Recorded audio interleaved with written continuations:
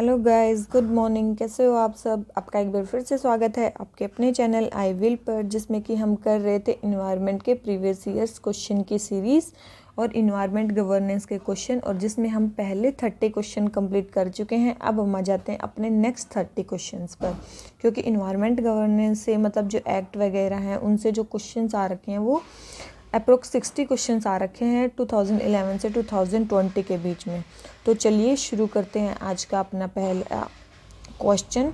और अगर आपको इस लेक्चर की पीडीएफ चाहिए तो आप हमारे टेलीग्राम चैनल को ज्वाइन कर सकते हो, ठीक है। और आप हमारी और भी बहुत सारी सीरीज़ जो प्री बेस्ड हैं वो देख सकते हो, ठीक है। आपको फ़ायदा ही होगा, कोई भी नुकसान नहीं होगा। आप अगर 10 मिनट भी देखोगे तो आपको उससे कुछ ना कुछ सीखने को ही मिलेगा, ठीक है। तो चलिए शुरू करते हैं अपना पहला question. Consider the following pair term sometimes seen in news and their origin. कुछ टर्म्स जो हमें न्यूज़ में सुनाई देती हैं and their origin. NX1 countries, NX1 countries कहाँ पे आई ये टर्म? ये देखो जी, कार्टेजिना प्रोटोकॉल है और जो नगोया प्रोटोकॉल है, ये दोनों ही किससे हैं? UNCBD से हैं, कन्वेंशन ऑन बायोडाइवर्सिटी से हैं दोनों ही। लेकिन जो NX1 कंट्रीज़ है वो आया है UNFCCC से, UNFCCC से, मतलब United nation framework convention on climate change से आया ये, ठीक है। NX1 कंट्री वहाँ पे डिवाइडेड है। तो फर्स्ट स्टेटमेंट होगी रॉन्ग। सेकंड है सर्टिफाइड एमिशन रिडक्शन, और थर्ड है क्लीन डेवलपमेंट मैकेनिज्म।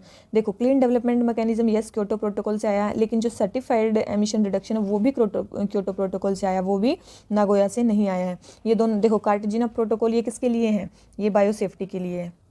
ये किसके लिए है? कार्टेजिना प्रोटोकॉल बायोसेफ्टी के लिए 2000 में अडोप्ट किया गया था।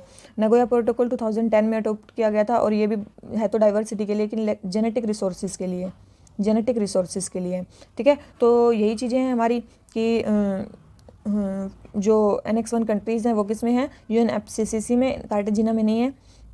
सर्टिफाइड एमिशन रिडक्शंस क्योटो में, और क्लीन डेवलपमेंट मैकेनिज्म भी क्योटो में ही है, ठीक है। तो हमारा सेकंड स्टेटमेंट भी रॉन्ग हो जाती है, फर्स्ट भी गलत हो जाती है। फर्स्ट गलत है, तो हमारा आंसर क्या आ गया? सी, ठीक है। हमारा आंसर क्या आ जाता है? सी। तो अब हम आ जाते हैं क्वेश्चन नंबर 32 पे। क्या बोलता है? Globally important agriculture heritage system to traditional agriculture system, FAO accords the status. मतलब FAO क्या देता है? Globally important agriculture heritage system का एक टैग देता है, ठीक है, to the traditional agriculture system को। What is the overall goal of this initiative? इस इनिशिएटिव का ओवरऑल गोल क्या है, ठीक है। सबसे पहले है to provide modern technology training in modern farming methods and financial support to local communities of identified globally important agriculture heritage system so as to greatly enhance their agriculture productivity. सबसे पहले देखो, globally important agriculture heritage system tag उन्हीं structures को दिया जाता है जो पुराने स्ट्रक्चर थे और जो बहुत ही ज़्यादा आज के टाइम पे भी बहुत ज़्यादा इंपॉर्टेंट है, ठीक है। आज के टाइम पे भी वो काम कर रहे हैं और बहुत ज़्यादा पुराने थे, ठीक है। तो उसमें कोई उसमें मॉडर्न टेक्नोलॉजी अप्लाई करने की बात कहीं पे भी नहीं है, ठीक है। ग्लोबली इंपॉर्टेंट, उसमें मॉडर्न टेक्नोलॉजी यूज़ करने की बात नहीं है। जो वो जैसे हैं उनको वैसे ही उसमें कंजर्व किया जाएगा, ठीक है। सेकंड है identify and safeguard eco friendly traditional farm practices and their associated landscape agriculture biodiversity and knowledge system of the local communities. बिल्कुल उन्हीं को क्या किया जाएगा? सेफगार्ड किया जाएगा। थर्ड है to provide geological indication status to all the varieties of agriculture produce in such identified globally important agriculture heritage system. कोई ग्लोबली कोई जोग्राफिकल इंडिकेशन तो इसमें प्रोवाइड करने की बात नहीं हुई है, ठीक है। इसमें कोई जोग्राफिकल इंडिकेशन भी वो करने की बात नहीं हुई है, ठीक है। तो ना 3 है और ना ही 1 है, तो आंसर आ गया ए, सॉरी आंसर आ गया बी, ठीक है, 2 ओनली, ठीक है। अब ये ग्लोबली इंपॉर्टेंट जो ये हेरिटेज सिस्टम है कब से चल रहा है? FAO अभी तो बताया कि FAO ने इसको शुरू किया है, ठीक है। कब से शुरू किया है इसको? 2005 से शुरू किया है, ठीक है। 2005 से शुरू कर रखा है। और कितनी अभी तक कितनी साइट्स हैं? अभी तक लगभग 62 सिस्टम को इन्होंने globally important agriculture heritage system का वो मान लिया है। और बताऊं तो और ये जो 62 सिस्टम ये कहाँ से है? 22 कंट्रीज से हैं, ठीक है। 22 कंट्रीज से हैं। 3 जो हैं globally important agriculture heritage system, ये इंडिया से हैं। 3 क्या हैं? इंडिया से हैं। 3 इंडिया से। 3 इंडिया से कौन कौन से हैं? सबसे पहले कोरापुट, सबसे पहले कोरापुट ट्रेडिशनल एग्रीकल्चर, ये कहाँ पे? उड़ीसा में है, ठीक है।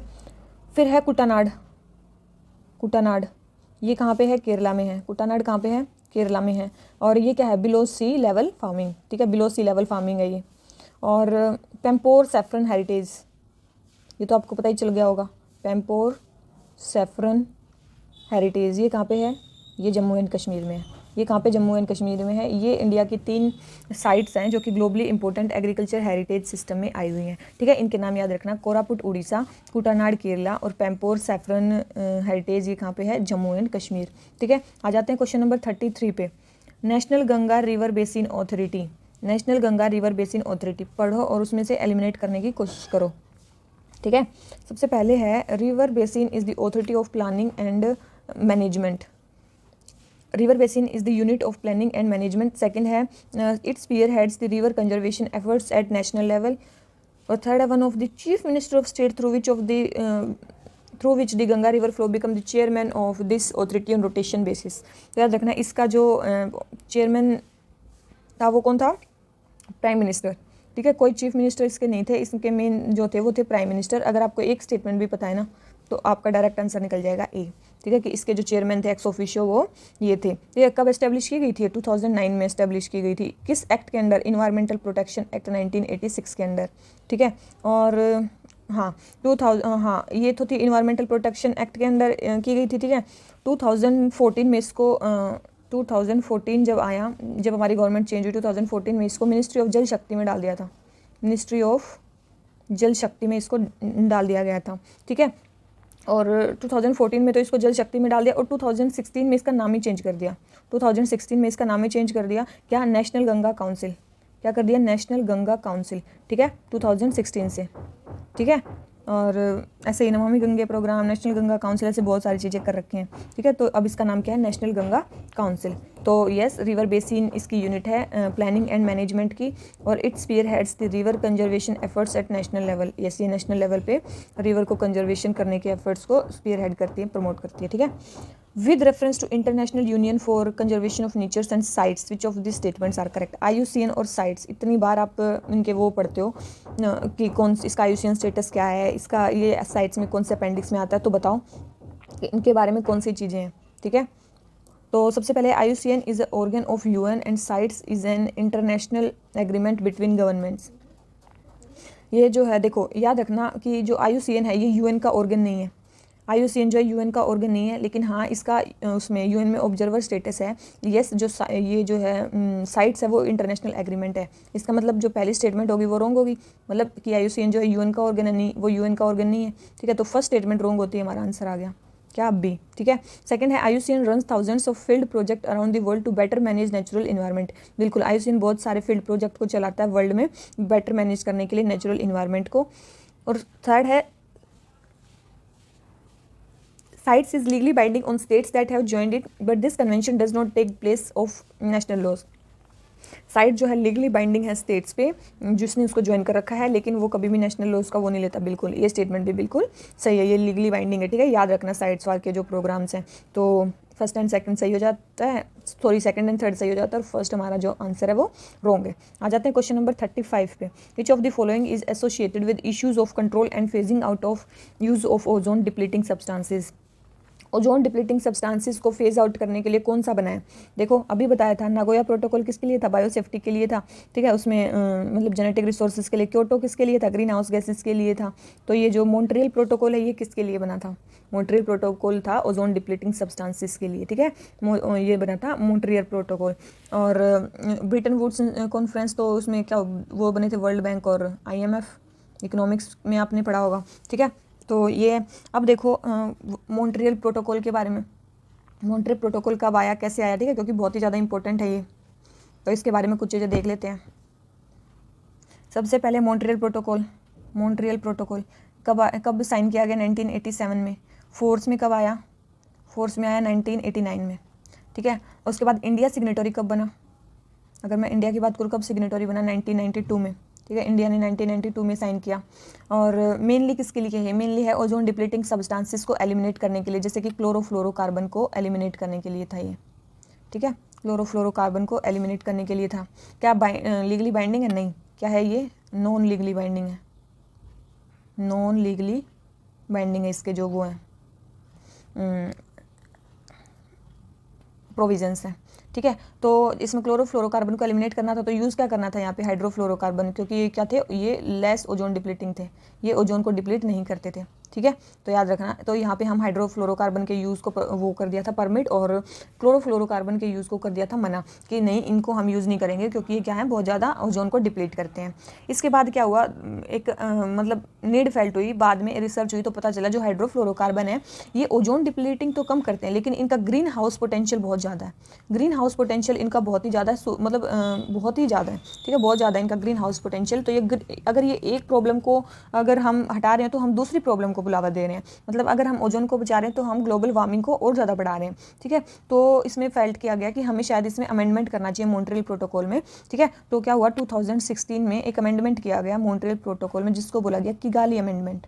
क्या बोला गया उसको, किगाली अमेंडमेंट बोला गया। तो इसमें क्या था, इसमें हमें हाइड्रोफ्लोरोकार्बन को रिप्लेस मतलब वो करना है, एलिमिनेट करना है, ठीक है, हाइड्रोफ्लोरोकार्बन को एलिमिनेट करना है, क्योंकि इनका क्या है, ओजोन डिप्लीटिंग जो पोटेंशियल है वो तो कम है, लेकिन जो ग्रीन हाउस पोटेंशियल है वो ज़्यादा है, ठीक है। इसीलिए ग्रीन हाउस पोटेंशियल को इसको करने के लिए इसमें किगाली अमेंडमेंट किया गया मॉन्ट्रियल प्रोटोकॉल में। और जो ये किगाली वो है प्रोटोकॉल है, ये मतलब ये क्या है, लीगली बाइंडिंग है, ठीक है। इसके जो प्रोविजंस हैं वो लीगली बाइंडिंग है। और ये इफेक्टिव कब से हुआ है, ये इफेक्टिव हुआ है 1 जनवरी 2019 से। 1 जनवरी 2019 से ये क्या हुआ है, इफेक्टिव हुआ है, मतलब अभी ये काम करना शुरू किया है, ठीक है। और इसमें जो है रिव्यू कौन करेगा कि कौन क्या कर रहा है, कितना वो मतलब अपने एमिशंस के पास हैं या कितना वो कर रहे हैं, तो इसमें है TEAP technology and energy assessment panel, technology and energy assessment panel, ठीक है। ये उसको रिव्यू करेगा कि आपको कितना वो करना है, ठीक है। तो अभी क्योंकि न्यूज़ में है क्योंकि इंडिया ने रिसेंटली किगाली अमेंडमेंट को वो किया है, मतलब साइन वो रेटिफाई किया है, ठीक है, किगाली अमेंडमेंट को अडॉप्ट किया है, ठीक है। और मेनली इसका टारगेट क्या है, हमें क्या करना है, इसको इस हाइड्रोफ्लोरोकार्बन को 80% तक रिड्यूस करना है, 80% तक रिड्यूस करना है, कब तक, 2047 तक, ठीक है, 80% तक रिड्यूस करना है 2047 तक, ठीक है, ठीक है। तो ये हो गया हमारा किगाली अमेंडमेंट। अब देखो तो इसके बाद क्या है, इसके बाद एक और कन्वेंशन हुआ था, वियना कन्वेंशन ओजोन के लिए। क्या हुआ था, वियना कन्वेंशन। वियना कन्वेंशन हुआ था किसके लिए, ओजोन प्रोटेक्शन के लिए, ठीक है, ओजोन प्रोटेक्शन के लिए। कब फोर्स में आया, ये फोर्स में आया था ये 1988 में, ठीक है, 1988 में फोर्स में आया था। और 2009 तक यूनिवर्सली रेटिफाई हो गया था, 2009 तक क्या हो गया था, यूनिवर्सली रेटिफाई हो गया था ये, ठीक है। उसके बाद क्या इस इंडिया वियना कन्वेंशन का मेंबर है, यस इंडिया मेंबर है, ठीक है। और मेनली ओजोन लेयर को डिप्लीशन से बचाने के लिए। और इंडिया मेंबर कब बना था इसका, 1991 में बन गया था, ठीक है। तो इसकी कोप कब होती है, इसकी कोप एवरी 3 ईयर्स में होती है, हर 3 साल में एक बार होती है, ठीक है। और अभी जो होगी वो कौन सी होगी, 12th कोप होएगी, ठीक है, 3 साल में एक बार होती है तो कम ही होएंगी, ठीक है। और मेनली इसको सेक्रेटरीट कौन प्रोवाइड करता है, याद रखना, UNEP, United Nation Environment Programme, ठीक है। ये चीज़ें याद रखना, ठीक है ना, ये चीज़ें याद रखना कि वियना कन्वेंशन एक ओजोन को प्रोटेक्शन करने के लिए भी हुआ था, ठीक है। और कोई वियना का देखो, वियना कन्वेंशन और भी हुए हैं, जैसे कि एक हुआ है Vienna convention on law of treaties, Vienna convention on law of treaties, तो ये बहुत पहले हो चुका है, 1969 में हुआ था ये, ठीक है। और एक हुआ था Vienna convention on diplomatic relations, एक हुआ था वियना कन्वेंशन किस पे, डिप्लोमेटिक रिलेशंस पे। ये 2 वियना कन्वेंशंस भी हुए हैं, ये 1961 में हुआ है, ठीक है। तो ये अलग वियना कन्वेंशंस भी हैं, ये अलग हैं, ठीक है। और ये हमारा वियना कन्वेंशन अलग है जो ओजोन प्रोटेक्शन के लिए। और देखो अभी मॉन्ट्रियल प्रोटोकॉल 1987 में वो हुआ और फोर्स में आया 1989 में, इंडिया मेंबर बना 1992 में। तो वियना कन्वेंशन का मेंबर इंडिया पहले बन गया था, ठीक है। इंडिया 1991 में वियना कन्वेंशन को साइन कर लिया था। तो क्लोरोफ्लोरोकार्बन को एलिमिनेट करने के लिए था और नॉन लीगली बाइंडिंग इसके प्रोविजंस थे, ठीक है। इसमें हाइड्रोफ्लोरोकार्बन को बोला कि ये हम यूज़ कर सकते हैं, इसका ओजोन डिप्लीशन पोटेंशियल कम था लेकिन इसका ग्रीन हाउस पोटेंशियल काफ़ी ज़्यादा था। बाद में ये रिसर्च हुई तो इसके लिए 2016 में किगाली अमेंडमेंट किया गया और इसमें 80% रिडक्शन करना है हमें हाइड्रोफ्लोरोकार्बन का, कब तक, 2047 तक, ठीक है। और ये लीगली बाइंडिंग इसके प्रोविजंस हैं, इफेक्ट हो गई है 2019 से। और TEAP technology and energy assessment panel इसको रिव्यू करेगा। और क्या था ये, यस हो गया ये हमारा। उसके बाद आ गया हमारा वियना कन्वेंशन। वियना कन्वेंशन किसके लिए था, ओजोन प्रोटेक्शन के लिए था। फोर्स में आया 1988 में और 2009 में यूनिवर्सली रेटिफाई हुआ। हर 3 साल में एक बार होता है। अभी जो होगा 12th कोप होगा। और UNEP इसको क्या प्रोवाइड करता है, सेक्रेटरीट, ठीक है, ये उसको सेक्रेटरीट प्रोवाइड करता है। तो हमारे सारे ही ऑप्शंस देखो, इस आप स्क्रीनशॉट ले सकते हो। तो हमारा हो जाता है मॉन्ट्रियल प्रोटोकॉल कंप्लीट, ठीक है, कि मॉन्ट्रियल प्रोटोकॉल हमें क्या क्या करना है। अब हम आ जाते हैं क्वेश्चन नंबर 16 पे। 36 पे सॉरी, ठीक है, कि रियो +20 कॉन्फ्रेंस को और क्या कहते हैं, UN +20 कॉन्फ्रेंस को और क्या कहते हैं, ठीक है। तो देखो UN, अगर आपको नाम भी पता है तब भी आप निकाल लोगे इस क्वेश्चन को कि इसको क्या कहते हैं, UN conference on sustainable development, UN conference on sustainable development, ठीक है। Mainly poverty reduction, clean energy, sustainable development, इनके लिए था ये, ठीक है। और मेनली इंडिया जो है वो चाहता है कि इसमें जो है सस्टेनेबल डेवलपमेंट के लिए लीगली बाइंडिंग प्रोविजंस नहीं होनी चाहिए, ठीक है। तो रियो +20 क्या था, UN conference on sustainable development, ठीक है, ये हमारा हो जाता है। आ जाते हैं क्वेश्चन नंबर 37 पे, ग्रीन क्लाइमेट फंड के बारे में बताना है। Green climate fund, it is intended to assist the developing countries in adoption and mitigation practices to counter climate change. ये असिस्ट करता है, हेल्प करता है डेवलपिंग कंट्रीज को अडॉप्टेशन और मिटिगेशन प्रैक्टिसेस में क्लाइमेट चेंज को काउंटर करने के लिए। तो बिल्कुल हाँ, ग्रीन क्लाइमेट फंड इसमें हेल्प करता है। और सेकंड है, it is founded under the aegis of UNEP, OECD, ADB and world bank. ये इनके अंडर, ये इन सब के अंडर बना है, ठीक है, ये इन सब के अंडर जो है ये हमारा बना है। तो ये फाउंड किसने किया था, सेकंड स्टेटमेंट है, फाउंडेड इन्होंने किया था, नहीं, फाउंडेड इन्होंने नहीं किया, फाउंड हुआ था ये किसके अंडर, UNFCCC के अंडर। और कब हुआ था, 2010 में फाउंड किया गया था, ठीक है। तो सेकंड स्टेटमेंट रॉन्ग है, ए स्टेटमेंट इसकी करेक्ट है। और इसके जो हेडक्वार्टर्स हैं, वो हेडक्वार्टर्स कहाँ पे हैं इसके हेडक्वार्टर्स हैं सोंगडो, कोरिया में। कहाँ पे है इसके हेडक्वार्टर्स, सोंगडो, कोरिया में इसके हेडक्वार्टर्स हैं। और मेन इसका जो टारगेट है कि वो मेनली क्लाइमेट फाइनेंस को रेज करना है, कितना, 100 बिलियन ए ईयर बाय 2020, कितना, लगभग $100 बिलियन उनको वो करना है पर ईयर, ठीक है। और इंडिया में इसके लिए कोई डेजिग्नेटेड अथॉरिटी है, यस है, वो है ministry of environment, forest and climate change, ठीक है। तो ये हो जाता है हमारा ग्रीन क्लाइमेट फंड के बारे में। आ जाते हैं क्वेश्चन नंबर 38 पे, biocarbon fund initiative for sustainable forest landscape is managed by. Biocarbon fund initiative for sustainable forest landscape कौन मैनेज करता है, ठीक है। तो कौन मैनेज करता है, तो याद रखना वो कौन मैनेज करता है, वर्ल्ड बैंक, ठीक है, वर्ल्ड बैंक उसको मैनेज करता है। Bio carbon fund initiative for sustainable forest landscape, ठीक है। इसमें क्या है, मेनली हमें ग्रीन हाउस एमिशन को रिड्यूस करना है लैंड से, ठीक है, लैंड से, ठीक है। डिफोरेस्टेशन और डिग्रेडेशन वाला जो प्रोग्राम था ना, RED+, वैसा ही है ये, ठीक है। हमें लैंड से हमें वो करना है, फॉरेस्टेशन लगा के, फॉरेस्टेशन करके, ऐसे करके, ठीक है। और बस यही है इसमें। आ जाते हैं क्वेश्चन नंबर 39 पे, क्या बोलता है, with reference to forest carbon partnership facility. Forest carbon partnership facility के बारे में बताना है, कौन सी चीज़ सही है, ठीक है, कौन सी चीज़ सही है वो बतानी है। क्या क्या दे रखा है, it is global partnership of government, business, civil society and indigenous people, ये इन सब की ऑर्गेनाइजेशन है। और सेकंड है, it provides financial aid to universities, individuals, scientists, institutions involved in scientific forestry research to develop eco-friendly and climate adaptation technologies for sustainable forest management. और third है, it assists the countries in RED+ efforts by providing them with financial and technical assistance.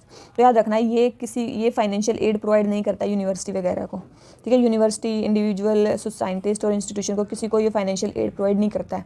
अगर ये financial aid नहीं provide करता है, इसका मतलब first statement जो भी हो वो तो करेक्ट है। थर्ड देख लेते हैं, it assist the countries in RED+ efforts by providing them with financial and technical assistant, ठीक है। तो ये मेनली क्या है, वर्ल्ड बैंक का प्रोग्राम है, 2008 में शुरू हुआ था, ठीक है। लेकिन हाँ, इसमें क्या है, रेडीनेस फंड प्रोवाइड किया जाता है, ठीक है, रेडीनेस फंड के प्रोवाइड किया जाता है RED+ प्रोग्राम को, ठीक है। तो ये स्टेटमेंट सही है और फर्स्ट स्टेटमेंट भी सही है। तो आंसर क्या आ गया इसका, सी, ठीक है, आंसर क्या आ गया, सी। तो अब हम आ जाते हैं क्वेश्चन नंबर 40 पे, ठीक है। क्वेश्चन नंबर 40 क्या बोलता है, बर्ड लाइफ इंटरनेशनल के बारे में हमें बताना है। बर्ड लाइफ इंटरनेशनल, ठीक है, it is a global partnership of conservation organisation. और the concept of biodiversity hotspot originated from this organisation, ठीक है। और it identifies the sites known और refer to important bird and biodiversity area. Bird life international क्या है, ये एक NGO है, ठीक है। कब बना था, 1992 में बना था। हेडक्वार्टर्स कहाँ है इसके, UK में है, कैम्ब्रिज में, ठीक है। तो मेनली क्या है, ऑफिशियल रेड लिस्ट अथॉरिटी है बर्ड्स के लिए, ठीक है। और बस यही है, ठीक है। तो यस, ग्लोबल पार्टनरशिप है, कंजर्वेशन ऑर्गेनाइजेशन है, ठीक है। और क्या यहाँ से बायोडाइवर्सिटी हॉटस्पॉट ओरिजिनेट हुआ था, नहीं, यहाँ से नहीं हुआ था। एक पर्सन थे नॉर्मन मायर्स, 1988 में उन्होंने ये टर्म दी थी, ठीक है। इसके बनने से पहले ये टर्म दे दी जा चुकी थी, बायोडाइवर्सिटी हॉटस्पॉट, ठीक है। तो ये स्टेटमेंट हमारी रॉन्ग है। थर्ड क्या है, it identifies this site known as important bird and biodiversity areas, बिल्कुल ये भी देता है, ठीक है। तो इसका आंसर क्या हो गया हमारा सी, ठीक है। और ये पब्लिश करता है एक क्वार्टरली मैगजीन जिसको बोलते हैं वर्ल्ड बर्ड वॉच, इसी का वो है पब्लिकेशंस, ठीक है। याद रखना क्वार्टरली बेसिस पे इसको रिलीज करता है। आ जाते हैं क्वेश्चन नंबर 41 पे। सीड विलेज कंसेप्ट के बारे में हमें बताना है।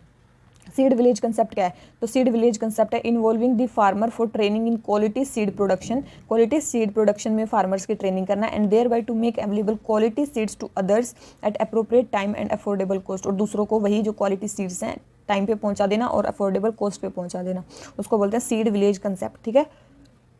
आ जाते हैं क्वेश्चन नंबर 42 पे। इंड आर्क क्या है, इंड आर्क क्या है, देखो बहुत बार करवा चुकी हूँ मैं जितने भी हमारे आर्कटिक और अंटार्कटिका के मिशन है। तो ये क्या है, हमारा आर्कटिक का मिशन है, India's under water observatory to scientific study the Arctic region, ठीक है। आर्कटिक रीजन में गया था ये इंड आर्क, और 2015 में, ठीक है, 2015 में किसने, मिनिस्ट्री ऑफ अर्थ साइंस ने, ठीक है। और एक प्रोग्राम चल रहा है हमारा अंटार्कटिका पे, तो मैं 2-3 बार बहुत अच्छे से करवा चुकी हूँ, ठीक है। तो उसको देख लेना। उसके बाद है हिमांश, जो हिमांश है वो क्या है, वो हिमालयाज़ के लिए है। हिमांश जो ये है हमारा प्रोग्राम, वो हिमालयाज़ के लिए चल रहा है, क्योंकि हिमालयाज़ को भी थर्ड पोल माना जाता है। हिमालयाज़ में कहाँ पे है, ये स्पीति में है, और स्पीति कहाँ पे, हिमाचल प्रदेश में, ठीक है। तो याद रखना ये चीज़। तो आंसर आ जाते हैं क्वेश्चन नंबर 43 पे। क्या बोलता है, GEAC genetic engineering appraisal committee किस एक्ट के अंडर बनी है, ये किसके अंडर बनी है, ठीक है। तो ये किसके अंडर बनी है, इन्वायरमेंटल प्रोटेक्शन एक्ट के अंडर बनी है, ठीक है। याद रखना GEAC किसके अंडर बनी है, इन्वायरमेंट प्रोटेक्शन एक्ट के अंडर बनी है। अपेक्स बॉडी है किसके under, ministry of environment forest and climate change के अंडर, ठीक है। और इन्वायरमेंटल प्रोटेक्शन एक्ट के अंडर बनी है, तो क्या है, स्टैट्यूटरी बॉडी है, तो क्या है, स्टैट्यूटरी बॉडी भी है, ठीक है। और मेनली रेगुलेट करते हैं use, manufacture, storage, import, export, जितने भी हैजार्डियस माइक्रो ऑर्गेनिज्म या GM ऑर्गेनिजम्स होते हैं इंडिया में उनका, ठीक है। और क्या है, मेनली जो हमारे स्पेशल सेक्रेटरी हैं या एडिशनल सेक्रेटरी हैं ministry of environment forest and climate change के, वो इसको चेयर करते हैं।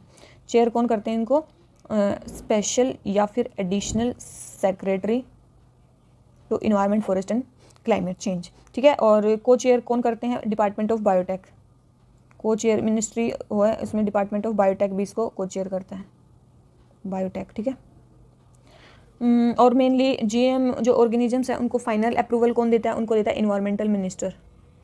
इन्वायरमेंट जो मिनिस्टर है वो इनको फाइनल अप्रूवल देता है, ठीक है, किसी भी प्रोजेक्ट को। तो ये हो गया हमारा सी। आ जाते हैं क्वेश्चन नंबर 44 पे। क्या बोलता है, बॉम्बे नेचुरल हिस्ट्री सोसाइटी के बारे में बताना है। Bombay natural history society, it is an autonomous organisation under ministry of environment and forest, ministry of environment and forest के अंडर ये हमारी वो है, ठीक है। तो याद रखना ये जो है कोई ऑटोनोमस ऑर्गेनाइजेशन नहीं है, ये क्या है, एक NGO है। बॉम्बे नेचुरल हिस्ट्री सोसाइटी का एक NGO है, ठीक है। तो पहली स्टेटमेंट होगी हमारी रॉन्ग, इसका मतलब सेकंड सही है। It strive to conserve nature through action based research, education and public awareness. और थर्ड है, it organises and conducts nature trials and campuses for general public के लिए ये भी करती है। तो ये भी सही है। तो आंसर क्या आ गया इसका, सी, ठीक है। कब बनी थी, 1883 में, ठीक है। आ जाते हैं क्वेश्चन नंबर 45 पे। क्या बोलता है, consider the following international agreements को हमें कंसिडर करना है। International treaty on plant genetic resources for food and agriculture, UN convention to combat desertification, world heritage convention. Biodiversity के लिए कौन सा कन्वेंशन है, बायोडाइवर्सिटी के लिए कौन सा, तो ये भी बायोडाइवर्सिटी के लिए है, ये भी है और ये भी है, सारे ही हमारी डाइवर्सिटी को प्रोटेक्ट करने के लिए हैं। तो इनडायरेक्ट या डायरेक्ट इफेक्ट सभी का है, ठीक है। आ जाते हैं क्वेश्चन नंबर 46 पे। Animal welfare board of India, animal welfare board of India is established under environment protection act. तो याद रखना ये इन्वायरमेंट प्रोटेक्शन एक्ट के अंडर नहीं बना, ये बना protection of cruelty to animals act. इसके अंडर बना protection to cruelty to animals act, 1960 में के एक्ट के अकॉर्डिंग बनाई है, ठीक है। 1960 के अकॉर्डिंग बना एनिमल वेलफेयर बोर्ड, ठीक है। तो ये फर्स्ट स्टेटमेंट होगी रॉन्ग, और फर्स्ट स्टेटमेंट रॉन्ग होते ही पता चल गया सेकंड जो हमारी वो सही है। मतलब जो NTC है वो स्टेटूटरी बॉडी है, तो किस एक्ट के अंडर है ये है वाइल्ड लाइफ प्रोटेक्शन एक्ट के अंडर, ठीक है। और थर्ड है, national Ganga river basin authority is chaired by prime minister. National Ganga river basin authority जो है इसको प्राइम मिनिस्टर चेयर करते हैं। यस, इसको क्या करते हैं, प्राइम मिनिस्टर इसको चेयर करते हैं, ठीक है। तो थर्ड भी सही है। तो आंसर क्या आ गया इसका, हमारा बी, ठीक है। आंसर क्या आ गया, बी। और इसमें पहली जो हमारी चेयरमैन थी इसकी वो थी रुक्मिणी देवी अरुंडेल, ठीक है, पहली चेयरपर्सन थी इनकी। आ जाते हैं क्वेश्चन नंबर 47 पे। ग्लोबल इन्वायरमेंट फैसिलिटी के बारे में हमें बताना है, ठीक है। ग्लोबल इन्वायरमेंट फैसिलिटी के बारे में बताना है हमें। It serve as financial mechanism for CBD and UNFCCC, ठीक है। और क्या है, it undertake scientific research on environmental issues at global level. It is agency under OECD। तो देखो OECD के अंडर तो ये नहीं है। ये जो थी ग्लोबल इन्वायरमेंट फैसिलिटी, ये 1992 में रिवो कन्वेंशन से निकली है। रिवो समिट, जो अर्थ समिट भी जिसको बोलते हैं, कहाँ पे बेस है, ये US वाशिंगटन में बेस है। ज्वाइंटली इसको कौन कौन मैनेज करता है, इसको मैनेज करते हैं हमारे वर्ल्ड बैंक और UNEP और UNDP, ठीक है, ये इसको मैनेज करते हैं, ठीक है। और क्या इंडिया यहाँ से फ़ंड रिसीव करता है? यस, इंडिया भी यहाँ से फ़ंड रिसीव करता है। इंडिया डोनर भी है और इसका रेसिपिएंट भी है, ठीक है। डोनर भी है, इसका रेसिपिएंट भी है। अब ये फाइनेंशियल मैकेनिज्म किस किस को प्रोवाइड करती है? देखो अभी बता दिया कि CBD, यस UNCBD को भी करती है और FCC को भी करती है, ये तो आपको पता चल गया। UNCBD को करती है, UNFCCC को भी करती है, याद रखना UNCCD को भी करती है, डेजर्टिफिकेशन वाले को भी करती है, पोप जो स्टॉकहोम कन्वेंशन था, परसिस्टेंट ऑर्गेनिक पोल्यूटेंट्स, उनको भी करती है, और मीनामाटा कन्वेंशन जो मरकरी के लिए है उसको भी करती है, ठीक है। इनको सारों को जो है ये 1992 में 3 कन्वेंशन निकले थे उनको भी करती है, और POP स्टॉकहोम को भी करती है, और मीनामाटा कन्वेंशन को भी करती है, ठीक है। तो इन सबको ये फाइनेंशियल वो प्रोवाइड करती है। आ जाते हैं क्वेश्चन नंबर 48 पे। अर्थ आवर के बारे में बताना है हमें। अर्थ आवर के बारे में हमें बताना है। तो it is initiative of UNEP and UNESCO. ये UNEP और यूनेस्को का इनिशिएटिव है। तो मेन चीज़ ये ही हमारी गलत हो जाती है कि ये किसका, WWF का इनिशिएटिव है, ठीक है। सेकंड है, it is movement in which the participant switch off light for an hour on a certain day every year. ये सही है कि किसी दिन ये कुछ 1 घंटा बंद करते हैं। फर्स्ट स्टेटमेंट रॉन्ग थी, सेकंड सही थी, थर्ड देख लेते हैं। It is a movement to raise the awareness about climate change and need to save the planet को सेव करने की मेन बात है, बिल्कुल ये भी सही है। तो आंसर क्या आ गया? C, ठीक है। आंसर क्या आ गया? C। और कब स्टार्ट हुई थी ये अर्थ आवर? 2007 में स्टार्ट हुआ था as a symbolic light movement. कहाँ पे? सिडनी में, ठीक है। और क्लाइमेट चेंज के लिए लार्जेस्ट ग्रास रूट मूवमेंट है ये, ठीक है। अब WWF की बात करें तो जो WWF है वो कब बना था? 1961 में बना था। इसके हेडक्वार्टर्स कहाँ हैं? यहाँ पे हैं ग्लैंड, स्विट्जरलैंड में इसके हेडक्वार्टर। मेनली नेचर और बायोडाइवर्सिटी को प्रोटेक्ट करने के लिए बनाए ये भी, ठीक है। और WWF के क्या अदर इनिशिएटिव्स भी हैं? WWF के यस TX2 इसी का इनिशिएटिव है। ट्रैफिक इसी का इनिशिएटिव है। लिविंग प्लैनेट रिपोर्ट यही निकालता है, ठीक है। लिविंग प्लैनेट रिपोर्ट यही निकालता है। आ जाते हैं क्वेश्चन नंबर 49 पे। मॉन्ट्रियक्स रिकॉर्ड कल ही बताया था, ठीक है। कल ही बताया था कि क्यों होता है Montreux record. Changes in ecological character have occurred, are occurring and are likely to occur in wetland as a result of human interference. बिल्कुल, अगर वहाँ पे कोई चेंज हो रहा है और वहाँ के जो वेटलैंड्स हैं उनको अर्जेंट नीड चाहिए प्रोटेक्शन की, उनको मॉन्ट्रियक्स रिकॉर्ड में रखा जाता है। और मेन जो है इसमें इंडिया की 2 साइट्स हैं, एक लोकटक लेक मणिपुर में और एक कियोलेडो नेशनल पार्क, ये है यहाँ पे राजस्थान में, ठीक है। ये मणिपुर में है। 2 साइट्स हैं इंडिया की इसके अंडर। आ जाते हैं क्वेश्चन नंबर 50 पे। वेटलैंड इंटरनेशनल के बारे में बताना है, कौन सी स्टेटमेंट सही है। सबसे पहले है it is an intergovernmental organisation. याद रखना ये क्या है? नॉन प्रॉफिट ऑर्गेनाइजेशन है, इंटर गवर्नमेंटल ऑर्गेनाइजेशन नहीं है, ठीक है। तो पहली स्टेटमेंट तो होगी गलत। सेकंड है it works at the field level to develop and mobilise knowledge and use the practical experience to advocate for better policies. ये बिल्कुल सही है कि ये करती है, फील्ड लेवल ये चीज़ करती है, ठीक है। तो आंसर किसका क्या आ गया? B, ठीक है। और कब बनी थी? 1937 में बनी थी। कब बनी थी? 1937 में बनी थी बर्ड लाइफ इंटरनेशनल, ठीक है। और उस टाइम पे इसका नाम क्या था? इंटरनेशनल वाइल्ड फाउल इंक्वायरी, ठीक है। ये उसका नाम था उस टाइम पे। आ जाते हैं क्वेश्चन नंबर 51 पे। Under scheduled tribe and other forest developers recognition of forest act 2006। मैंने बोला था इसको दूसरा नाम क्या है? Forest right act 2006।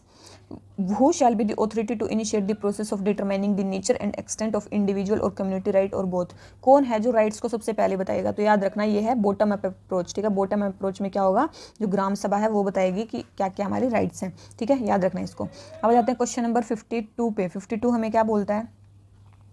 How does national biodiversity authority जो है वो इंडियन एग्रीकल्चर को प्रोटेक्ट करने में कैसे हेल्प करती है, ठीक है। फर्स्ट है national biodiversity authority check the biopiracy and protect the indigenous and traditional genetic resources. Yes, biopiracy को भी रोकती है और ट्रेडिशनल जेनेटिक रिसोर्सेज को भी वो करती है। सेकंड है NBA directly monitor and supervise the scientific research. और ये देखो डायरेक्टली मॉनिटर ये नहीं करती है, ठीक है। याद रखना ये डायरेक्टली मॉनिटर हमारी नहीं करती है, ठीक है। और थर्ड है applications for intellectual property rights related to genetic और biological resources can not be made without approval of NBA, ये भी सही है। तो आंसर क्या आ गया इसका? सी। आंसर क्या आ गया? सी। एनबीए बनी कब थी? 2003 में बनी थी, ठीक है। मेनली बायोडाइवर्सिटी एक्ट 2002 को वो करने के लिए, मतलब इम्प्लीमेंट करने के लिए, ठीक है। तो इसका मतलब क्या है? ये स्टैट्यूटरी बॉडी है, स्टैट्यूटरी बॉडी है, बायोडाइवर्सिटी एक्ट के अंडर बनी थी और इसके हेडक्वार्टर्स जो है वो चेन्नई में है, चेन्नई तमिलनाडु में। स्ट्रक्चर में चेयरपर्सन आते हैं, 7 मेंबर्स हो रहे हैं, 3 एक्सपर्ट मेंबर्स हो रहे हैं, मिनिस्टर्स भी आते हैं इसमें, ठीक है। तो ये हैं इसके मेंबर्स, ठीक है। तो इसका जो आंसर हो जाता है वो हो जाता है हमारा सी। आ जाते हैं क्वेश्चन नंबर 53 पे। If national water mission is properly and completely implemented how will it impact the country. National water mission अगर कम्प्लीटली इम्प्लीमेंट हो जाए तो वो कैसे इम्पैक्ट करेगा, ठीक है, कैसे वो इम्प्लीमेंट करेगा। तो part of water needs of urban areas will be meet through recycling of waste water. Yes, ये हो सकता है अगर नेशनल वाटर प्रॉपरली और कम्प्लीटली इम्प्लीमेंट हो जाए तो ये हो सकता है। सेकेंड है the water requirement of coastal cities with inadequate alternative sources of water will be made by adopting appropriate technology that allow for use of ocean water. बिल्कुल उनका ओशन वाटर से हो सकता है। थोड़ा all the rivers of Himalaya origin, देखो all extreme statement होगी, काट दो, ठीक है। Will be link to the rivers of, ऐसा नहीं है। फोर्थ है, अगर थर्ड नहीं है तो काटने लग जाओ, फर्स्ट एंड सेकंड सही है, एक में ही है, ठीक है। आंसर आ गया हमारा। फोर्थ है expenses incurred by farmer for digging borewells and motor pump set to draw ground water will be completely, देखो दोनों ही स्टेटमेंट क्या ड्रास्टिक स्टेटमेंट है तो दोनों ही कट जाती हैं हमारी, ठीक है। आ जाते हैं क्वेश्चन नंबर 54 पे। Millennium ecosystem assessment describe following measure of ecosystem services provisioning, supporting, regulating, preserving. तो इसमें सपोर्टिंग सर्विस कौन सी है? तो इसमें जो है सपोर्टिंग सर्विस कौन सी है? तो इसमें जो सपोर्टिंग सर्विस है वो क्या है? Nutrient cycling and crop pollinator. Nutrient cycling and crop pollinator ये मेनली हेल्प करती हैं, ठीक है, ये मेनली हेल्प करती हैं। और जो ये मिलेनियम असेसमेंट था ये 2000 में आया था, यूएन जनरल सेक्रेटरी जो थे, जनरल थे कोफी अन्नान, उन्होंने शुरू किया था, ठीक है, 2001 में, ठीक है, स्टार्ट हो गया था ये। और क्या है, कई टाइप की सर्विसेज के बारे में इसमें बात की गई थी, जैसे कि प्रोविजनिंग सर्विसेज जो हमें डायरेक्टली नेचर से मिलती हैं, जैसे कि फूड हो गया, टिम्बर हो गया, फ्यूल हो गई, नेचुरल गैस, प्लांट्स, ये सब। उसके बाद है सपोर्टिंग सर्विस जो हमने देख लिया, न्यूट्रिएंट साइक्लिंग, क्रॉप पोलिनेशन। उसके बाद है हमारी रेगुलेटरी सर्विसेज, जैसे कि जो रेगुलेशन करती हैं, पोलिनेशन, डिकम्पोजिशन, वाटर प्योरीफिकेशन, ये सारी चीज़ें। कल्चरल मेनली जो बायोडाइवर्सिटी वगैरह को जो करते हैं, या फिर म्यूजिक, आर्ट, आर्किटेक्चर उनसे डेवलप होता है, वो सारी चीज़ें, ठीक है। तो ये हो जाता है हमारा कंप्लीट। अब आ जाते हैं क्वेश्चन नंबर 55 पे। Regarding carbon credits which of the following statements is not correct. कौन से कार्बन क्रेडिट के बारे में स्टेटमेंट सही नहीं है, ठीक है, ये याद रखना, सही नहीं है बतानी है, ठीक है। सारी पढ़ लो पहले। Carbon credit system was ratified in conjunction of Kyoto protocol, थोड़ी देर पहले ही पढ़ा था, ठीक है। सेकेंड है carbon credits are awarded to countries और groups that have reduced green house gases below their emission quota. Third है goal of carbon credit system is to limit the increase of carbon dioxide emission. और D है carbon credits are traded at price fixed from time to time by UNEP। तो देखो जो carbon credits हैं वो exchange पे या stock market में आप क्या कर सकते हो, ट्रेड कर सकते हो। तो इसका मतलब उनका प्राइस तो फिक्स नहीं होगा, ठीक है, इसका मतलब उनका प्राइस फिक्स नहीं होगा। प्राइस तो तभी फिक्स होगा ना जब उसको किसी वैसे पे करते हो, लेकिन ये ट्रेड होते हैं उस पर तो कभी इसका प्राइस फिक्स नहीं होगा, ठीक है। और यस, ये क्योटो प्रोटोकॉल में रेटिफाई हुआ है और ग्रीन हाउस गैसेस को रिड्यूस करने के लिए है, और ताकि वो बिलो देयर एमिशन कोटा उनको वो करे। और गोल मेनली है कार्बन डाइऑक्साइड के एमिशन को कम करना।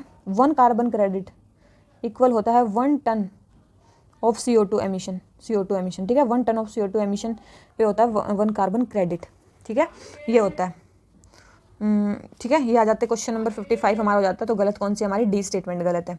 आ जाते हैं क्वेश्चन नंबर 56 पे। IUCN के बारे में हमें बताना है। IUCN, ठीक है, IUCN में क्या है? International union of conservation of nature. इसमें क्या है? स्पीसीज़ को क्या किया जाता है? उनको स्टेटस दिया जाता है। तो फर्स्ट है endemic plant and animal species, क्या उसमें है? नहीं, एंडेमिक नहीं है, केवल जो threatened plant and animal species हैं केवल वही है IUCN में। प्रोटेक्टेड साइट्स नहीं बताई जाती कि कहाँ पे है, ठीक है, कहाँ पे प्रोटेक्टेड है, केवल उनका स्टेटस बताया जाता है। तो 56 का क्या हो गया? B, only B is correct. आ जाते हैं क्वेश्चन नंबर 57 पे। क्या इतने सारे एक्ट दे रखे बोल रखा है, बायोडाइवर्सिटी को कौन सा कंजर्व करेगा? तो इनडायरेक्टली, डायरेक्टली सारे ही कर देंगे। Mines and minerals, import export, custom, Indian forest act सारे ही कर देंगे। तो आंसर क्या आ गया? बी। आंसर क्या आ गया इसका? बी, मतलब ये सी है, ठीक है, सी डी गलत, इसमें वो नाम नेमिंग दे रखी है, ठीक है। तो आंसर आ गया इसका ये, सारे ही डायरेक्टली और इनडायरेक्टली बायोडाइवर्सिटी को कंजर्व करेंगे। आ जाते हैं क्वेश्चन नंबर 58 पे। India is party to Ramsar convention and has declared many areas as Ramsar sites. Which of the following statement best describe as to how we should maintain this site in context of this convention. India Ramsar site का convention का part है और बहुत सारी declare कर रखी है हमने रामसार साइट, तो उसके बारे में कौन सी चीज़ सही है। फर्स्ट है कि keep all the sites completely in accessible to man so that they will not exploit. Mainly Ramsar convention किसके लिए था? For conservation and wise use of wetland, sustainable use या वाइज यूज ऑफ वेटलैंड, ठीक है, उसके लिए था। तो देखो इसमें conserve all site through ecosystem approach, ठीक है, कंजर्व हो गया, and permit tourism and recreation, tourism के लिए नहीं था, अभी मैंने नाम पढ़ा किसके लिए था?